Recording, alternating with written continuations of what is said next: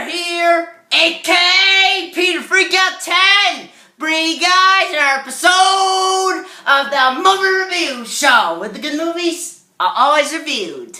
Okay, back into our movie review. And we're continuing on with another action-packed adventure with the muscles from Brussels himself, Jean-Claude Van Damme, baby. Let's do some band damage and let's do it hard. Heck yeah. Alright. Now, continuing on from the last film we talked about, the last film that we talked about was his first film where he pretty much played a main lead. And for those wondering, in the past, he started off doing side characters in films. In 1979, he starred in Woman Between a Wolf and a Dog, which I don't want to know what that's about. Monaco Forever in 1984, where he pretty much played gay karate man, who want to be remembered for that. 1984, also in Break-In. 1986, No Retreat, No Surrender.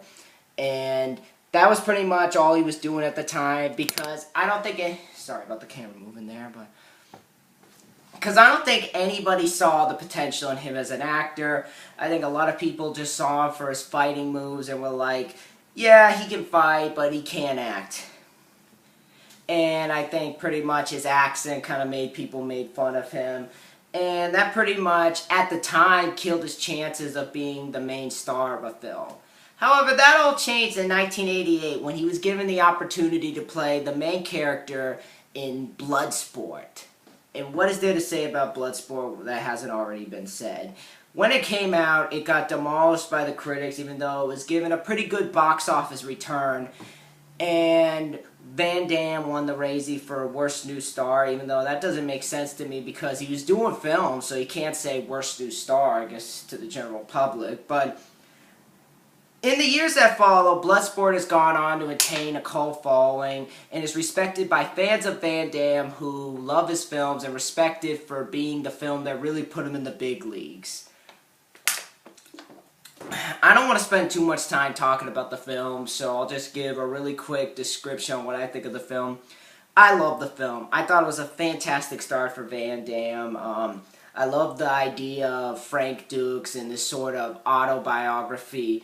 Well, it's not an autobiography, it's a biography kind of action film, almost a little bit in the vein of Rocky. However, while Rocky was more about the emotions that he went through up until the fight, Bloodsport was really about the action around him rather than the emotions taking over those particular moments.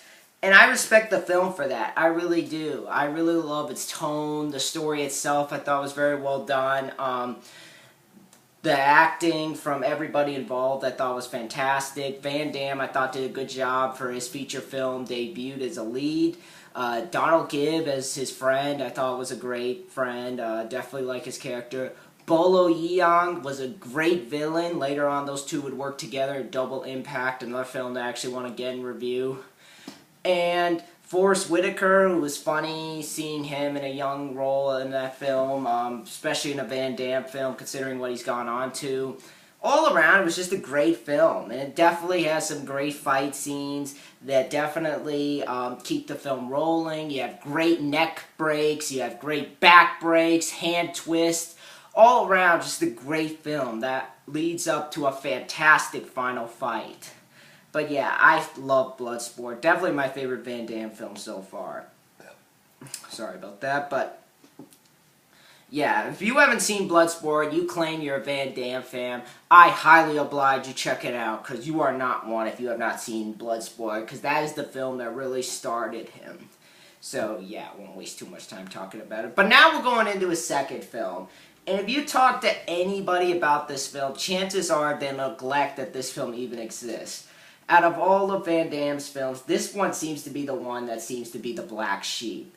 It's the one that I think a lot of people will say that exists because when this film came out, I think it did honestly worse than Bloodsport, even though they claimed it was a box office hit. But fans of Van Damme hating it. I think Van Damme himself even said that. Did he say it? Yeah, he did. I'll talk about that later. But it lays to be forgotten by fans of Van Damme. Even my cousin who likes Van Damme even said, I don't remember it, I saw parts of it. So, goes to show how much this film went forgotten, how hated it was, and pretty much, when you look at the trailer, it's kind of easy to understand why, because for me personally, when I saw the trailer and I saw the whole story, this was pretty much Van Damme trying to stay relevant and trying to stay a household name, and I think he picked this film to do exactly that. And I'll talk about that later. But what film is that, you may ask? That film is none other than Cyborg. Now, Cyborg, this was a film made back in 1989, and this is directed by Albert Pyun, or Albert Pyun, who pretty much has a history among action movie lovers, because this is the guy that did Radioactive Dreams, Alien from L.A., Nemesis, which had a young Thomas Jane in it, Doll Man, Kickboxer 2, which was written by David S. Goyer, who would later go on to write Death Warrant, The Crow, City of Angels, and other films. He also did the Captain America movie, Albert Pyun, and he did Blast, which had the idea of a diehard in an Olympic swim arena, which was like the dumbest idea ever. He also did Ticker with Steven Seagal, which was one of the few Seagal films that, one of the many, I should say. I shouldn't even say few. One of the many Seagal films that was released to direct-to-video. But this whole film started out as a sequel to He-Man Masters of the Universe with Dolph Lundgren. And at the time, they originally planned this to be shot back-to-back with Spider-Man, both of which were going to be shot by Albert Pyun. And honestly, I'm just going to say this right now, I am glad they didn't go with that, because I saw what Albert Pyun did with Captain America, and he screwed that film up. He really did. I haven't seen Masters of the Universe, so I can't comment, but I'm glad that he didn't do that, and I'm grateful that Sam Raimi has the rights now with Spider-Man, because he did a much better job. Definitely looking forward to watching Spider-Man 2, but those plans fell through because, what was it called again? Canon. I almost said Carlico. But Canon came across financial troubles when making the film, and as a result of that, they had to sell their properties back to Mattel and Marvel. Because of the fact that they dumped so much money into the costumes, Canon decided to start from scratch and do a movie to earn the money back. So they got Albert Pyun to work on writing a story over the weekend, and pretty much they wanted a film. The film, I forget how long they said the film was to be shot.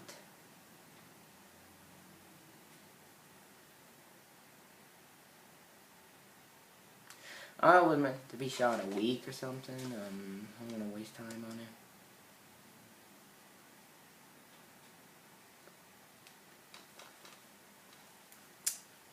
"23 days. It was supposed to be filmed for 23 days in order to earn the money back.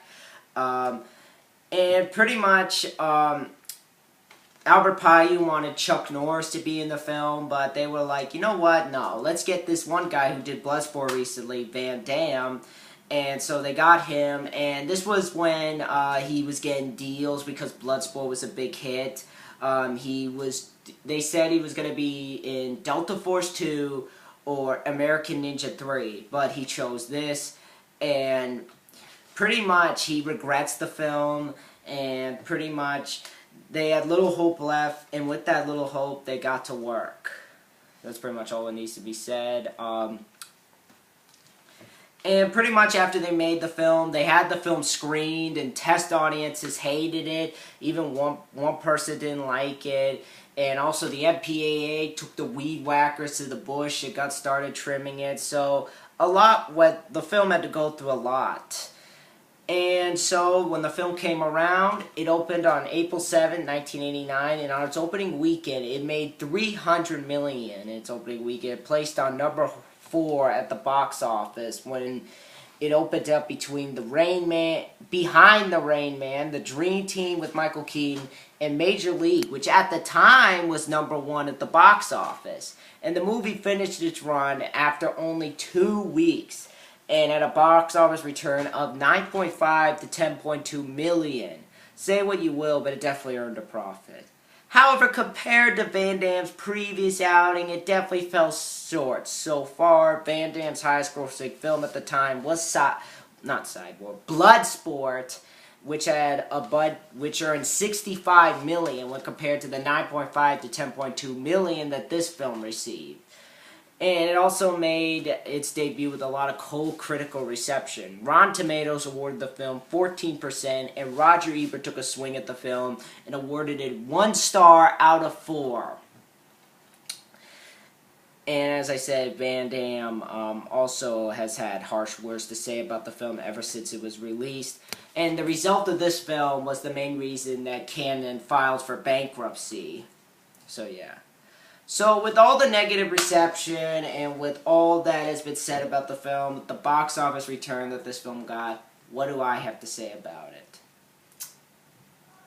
I'm going to be honest here. When I first saw the film, I actually watched it with my brother. As you guys know, I got this for my birthday. But when I saw the film with my brother, I did not like it. I don't know if it was because it was too late or whatnot, but I was bored out of my mind.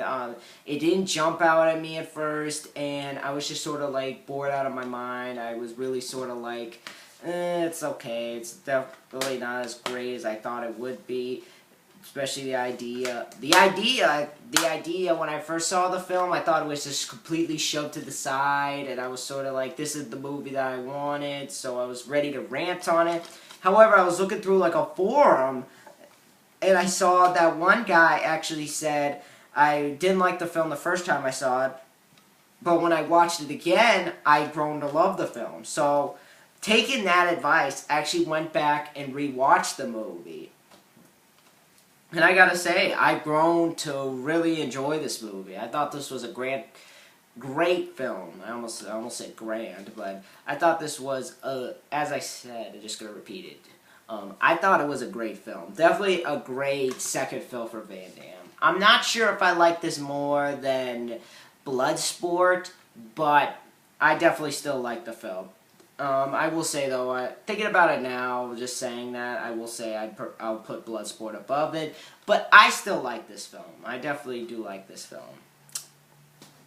However, I can kind of understand why some people didn't like this film, but I'll get into why later. But anyway, the film stars, as I said, Jean-Claude Van Damme, who before this film was actually in Bloodsport, of course. He was later going to be in Kickboxer, Death Warrant, Hard Target, Sudden Death, Time Cop, among many others that I'll talk about in the future. He plays Gibson in the movie. Vincent Klein from Point Break. He was the one who attacked Keanu Reeves, the one who was choking him on the beach. He plays the main villain, who I'll talk about. Deborah Richer from Hot Moves, Winner Takes All, Promised Land, Dale Haydon, who I don't know anything about. Not too much of a big cast in this film. However, one in particular went off to do a lot after this film. Ralph Moeller, who would later work with Van Damme again in Universal Soldier, and he would later go on to be in Gladiator and Scorpion King. So, yeah. But not too many that stick out, as I said. But as I said, I really enjoyed this film. I definitely really enjoyed this film. And honestly, as I said, I can understand why people kind of don't like this film. But when you really see the budget and you really see the trailer and the company that was making this film, I kind of understood that whole thing. And I was kind of like, the budget isn't as big as, say, Bloodsport. Was Bloodsport lower than this? I forget. Yeah, man.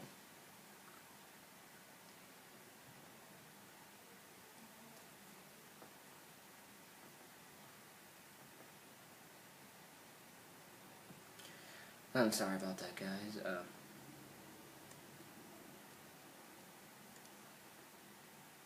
No, this film was higher. This film had a higher budget. But yeah, while it was bigger than Bloodsport, it definitely wasn't. It's not up to par with Van Damme's later films in terms of budget. But I was able to leave that to the side and just sit there and enjoy the film. And I had a lot of fun watching it a second time. Definitely really enjoyed it. I actually had to sit through, had to basically, I basically had to, sleep in a couple of times in order to finish it because I was watching it late at night. And basically each time I woke up, well, let me rephrase that. What I meant to say was, I watched it late at night, so I fell asleep, but when I woke up the next morning, I actually continued from where I left off, and I continued on from there. And each time, I actually found myself having more and more fun with it. So, yeah, definitely really enjoy this film. But I'll get into why later. But anyway, the basic plot of the film is basically this. It takes place in the future, and the future itself has been driven into danger because society has collapsed, and around the area there's this plague that's going around. And it has infected all the individuals in New York City. And pretty much everybody's been fighting for their survival from this group of pirates, which is led by this guy named Fender, played by Vincent Klein. This big guy right here. And pretty much what happens is, these scientists have come up with a plan to pretty much bring this cure in order to save the society, as well as bring peace to the world and stop the pirates. And it has been implanted into this woman named Pearl, played by Dale Haydion, and she has volunteered to transport the cure. However, Fender knows of their plan and wants to have control of the world, and basically wants to use the cure for himself and make himself out to be a god. Why? Because he likes the misery. He likes the chaos. He likes this world! Sorry about that, but I had to do that. That's one of the lines. But during their transportation, Pearl and the guy she's with are ambushed, and pretty much Pearl manages to escape, but as she's escaping, she's cornered, and out of nowhere, this guy Gibson, played by the man who's the muscle from Brussels himself, Jean-Claude Van Damme, rescues her, and pretty much she sees a lot of good in him and knows that she can protect him. However, he has his own motivations because he wants to get revenge on Fender because Fender himself was responsible for the death of a woman and her family that Van Damme was supposedly protecting. And pretty much, she is captured by the pirates, and they continue on their path to killing everybody in the world and whatnot. And they go to this village and they start slaughtering. And I gotta talk about this scene, because this scene is crazy. And if you're squeamish, don't watch this movie. Because they end up going to this village where they pretty much set it on fire and pretty much start beating on the women there. And one guy gets a stick shoved down his throat. Even though you don't see it, it's really implied. It's probably where the MPA got into the scuffle. And they also cut a guy open. They wail his guts around. It's such a gory scene, but awesome though. But along the way, he comes across another woman named Nada, played by Deborah Richer, who is another lone wanderer, and she tells him that it's a good idea for him to go and find the cure as well as save the world. However, he's hesitant at first, but then agrees, you know what, you're right, I think we should do it. So now the two are on this journey to pretty much find out where they're going and pretty much save the world and bring peace to New York City and bring civilization back to where it was. Will Gibson be able to get his revenge on Fender as well as save the world and get his revenge that he has long desired? Or will he meet the same fate he met when they thought they had killed him before? Sorry, can't talk today. But in all honesty, Cyborg is one of those movies that you really have to have an understanding of the whole budget and the fact that this film was really made in pretty much a cash grab, because at the time, as I said, Canon was going through a lot. But when you really get behind that, you can really see a fun movie. And I got a fun movie out of it. And I think that a lot of people were just hoping that this film was going to be this big budgeted action film set in the future. And this film is not that film. This film is definitely not that film. However, if you want to see that, go watch The Fifth Element. That movie, it might be to you much better. I haven't seen it, but definitely want to. But I really enjoyed this film. And one of the things that I really do enjoy the film is the story. The story in this film, I think, is really well done. I like the fact that there's like this cure that will fix the world and get it back to what it was originally was. And I like the fact that it focuses on a group of pirates that are out to kill you. And it kind of has the feel of a low-budget Mad Max, which I think is what they were trying to do. I think they were trying to do a low-budget Mad Max. And I thought he did it fine. I thought they really did it fine with this film. I like the fact that while it kind of has the serious tone, it really doesn't take itself too seriously and really doesn't set out to be anything Shakespearean, and it has fun with itself, and I really appreciate the film for that. So yeah, and I also think the film is shot well. I think for as much junk people give Albert Pyun, it's definitely understandable why, especially when he takes a big dump on Captain America. And he even gives a big dump to Steven Seagal, more so than Seagal has been given to other people. I thought he shot this film well for a film that was written on a weekend. I thought he did a good job writing the film and shooting it. I also feel that the budget was used wisely in this film, and with the days that it was shot in between, I thought he did a good job with that. And overall, I think he just adds to the feel of this futuristic kind of world with the budget that was given. The set designs, I think, are really well done. The production design. Like at the opening scene, like with the matte paintings of like New York, I thought they looked fine. I definitely like the look of it. To me, they feel more real than like CGI, because if they were going to do it today, it'd be CGI. But thought they did it really well. The matte paintings themselves, I think, look really good. The shots of like the bridge, the pretty much rubble bridge in a few scenes, I thought were really well done. I like the scene where they're walking across that one bridge and the matte painting and whatnot. And what was that? That's what I was looking for. The Village Massacre, I'll call it. That had some great production design. I think that is where the money was used wisely. I'll call it the Village Massacre because I think it sounds cooler. But yeah. However, I do have a little bit of a problem with that because in some points, like the one point in that one building where they have that fight, some of the architecture looks a little too newer than I think where this film is trying to be set in. And it's really noticeable and it really sticks out like a sore thumb. And I felt they could have done it a little bit more. Even though the budget was small, and I'm going to say that, I know the budget was small, but they could have done it a little bit better. I think they could have spray painted the walls or something, or broken a pipe, or just made the pipes look a little bit more rubble-ish. However, I think for the rest of it, I think it all looks good. Like the opening scene after the matte painting, like in the city, where pretty much there's like all these cars, and they have this like crucified person there, hung like this, who's all naked, and the head right here is chopped off. It's a really visceral kind of opening scene. It really leaves an image in your head that I don't think any other film would. Heck, even Matt said the same thing. So, yeah, I definitely like that one aspect about the film. So, yeah.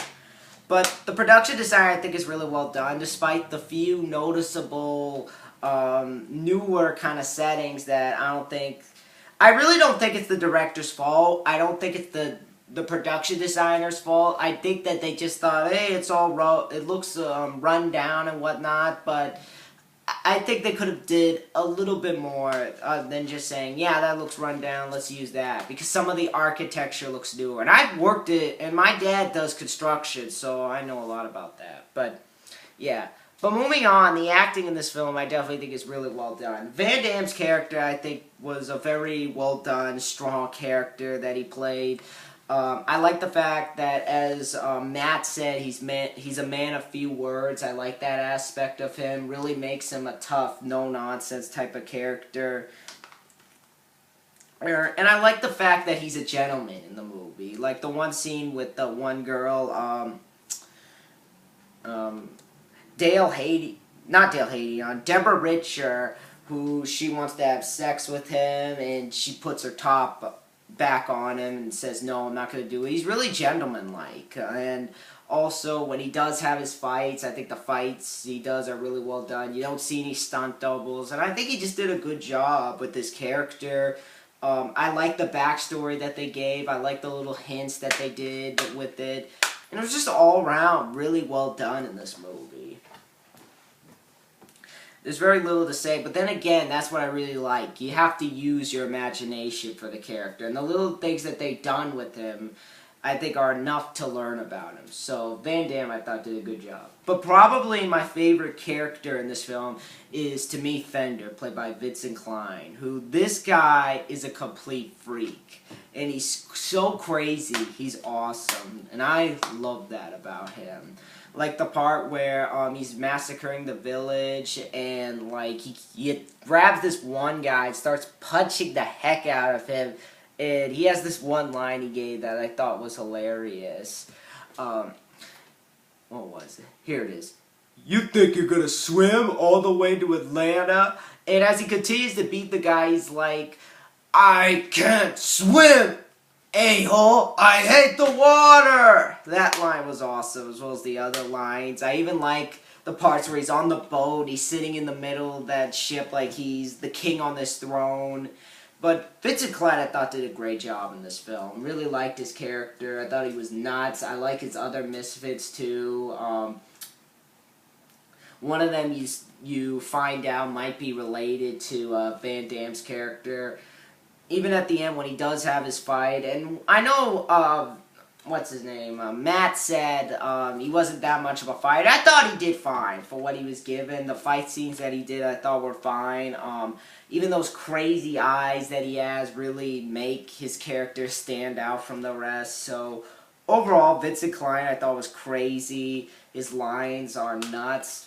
So yeah, that's one of the best things about the film. The other actors do what they can. There's really not much to them. Deborah Richer, she's just there as the sidekick. Not much to her, but for what she was given, I thought she did fine. Dale Haydion, she did what she could as Pearl. And overall, the film has a great, relentless pace that never stops moving. The action scenes, I think, are really well done. I like the gun that Van Damme has in this film. It shoots out these... They're not bullets. They're definitely not bullets because they're bigger than bullets. But I like that gun. I like the fight scenes. Definitely a bloody film. You have some great shots of the fighting in it. I like the part in that kind of warehouse where he jumps on that pipe and, like... He falls down, he gets in that fight with everybody there and kicks one guy around and just the helicopter kick he's most known for, kicks a guy, blood comes out from his mouth. And I know that there was an incident where I don't know if he broke a guy's eye or something, I could be wrong. During production, Jean-Claude Van Damme actually accidentally wounded Jackson Rock Pinckney's eye during a scene when they fought with swords, causing him to permanently lose vision out of that eye. He took Van Damme to court, eventually winning a settlement. So, yeah. But during that scene, I knew that's what happened. Something like that happened, but... Overall, I thought the fighting in this film was well done. It's bloody. There's some great practical effects, like the part where Pearl takes off her wig that she's wearing. You actually see the mechanics under her head. That was a great practical effect. Some great stop motion there. And this film has a vibe that I just really appreciate about it. It's really well done. It's really relentlessly paced. It never stops. As I said, it never stops moving, and it doesn't take itself too seriously. And I really appreciate that about the film. And it just has fun with itself. However, I do have a couple problems. As I said, I didn't like the fact that the architecture looked newer, and I think they could have done a better job with that whole aspect. I also didn't like the fact that some of the characters felt a little bit underused. Thought they could have done a better job with that. And also the editing at times does feel a little bit funky, and you could kind of tell that a few of the scenes, that's where the editing happened. I know that... Honestly, I gotta say, another thing that they cut, like, was one of the fight scenes where Van Damme attacks a guy and he just disappears. Because they cut to the girl going through the fight, and that just disappears because we're just supposed to believe that he disappeared. That's where the editing, I think, really got off. Because I think that's where the FPA really started to get rough on the film. And I know that there's another cut out there somewhere, but... overall, I thought the film was really well done. Definitely really well made. It does have its problems, but it's a relentlessly fun, futuristic, really rock'em sock'em action film that I don't think anybody should miss. If you like Bloodsport, if you like Van Damme, I think you're really going to like this film. Definitely a good second film to watch if you like Van Damme and if you're looking to move forward from Bloodsport. You may not be in love with it like you were with Bloodsport, but you won't deny that you won't have a fun time. So really, I recommend Cyborg. Is it a perfect movie? No. But it's enough to land it at an 8 out of 10, and it deserves it, and therefore gets my seal of approval. Definitely a really fun movie with some great action, great fight choreography, great practical effects, and great characters that all lead up to a fantastic final battle in the rain. So, definitely check out this film. But yeah, that is my review for Cyborg, and next time I'm going to do a review on Medal of Honor, Rising Sun. That'll be coming soon, working on it now. But, put that to the side. So yeah. I'll see you guys later. Let me know in the comments below what you guys think of Cyborg. Do you guys enjoy it? Is that your favorite Van Damme film? Or what is your favorite Van Damme film that I should check out? Definitely we'll get to them soon. But be sure to rate, comment, subscribe. And I'll see you guys next time. Bye. We are clear.